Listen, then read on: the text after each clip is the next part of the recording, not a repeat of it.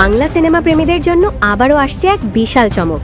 Megastar Shakib Khan অভিনীত আসন্ন ঈদের cinema Prince once upon A time in ঢাকার নতুন পোস্টার প্রকাশিত হয়েছে, আর সেই পোস্টার ঘিরেই এখন সোশ্যাল মিডিয়ায় তুমুল আলোচনা।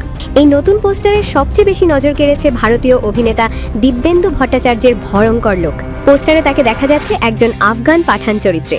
তার মুখের অর্ধেক অংশে জমাট বাঁধা রক্ত, তীক্ষ্ণ ও রহস্যময় দৃষ্টি, যা মুহূর্তেই দর্শকদের মনে এক ধরনের ভীতিকর ও রহস্যময় আবহ তৈরি করে। পোস্টারের উপরে লেখা আর মাত্র 13 দিন বাকি, যা সিনেমাটি ঘিরে দর্শকদের উত্তেজনা আরও কয়েক গুণ বাড়িয়ে দিয়েছে।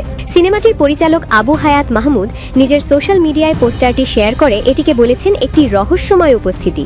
তার মতে এই চরিত্রটি সিনেমার গল্পে এমন একটি মোড় আনবে যা খেলার নিয়মই বদলে দিতে পারে।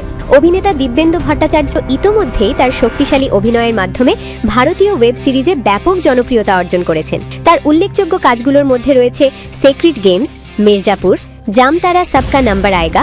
এছাড়াও তিনি অভিনয় করেছেন সিনেমা মিশন রানীগঞ্জেও। এবার তিনি প্রথমবারের মতো শাকিব খানের বিপরীতে একেবারে নতুন রূপে হাজির হচ্ছেন। সিনেমাটির গল্প তৈরি হয়েছে 90 দশকের ঢাকার আন্ডারওয়ার্ল্ড এবং শহরের আভিজাত্যের এক ভিন্ন মিশ্রণ নিয়ে।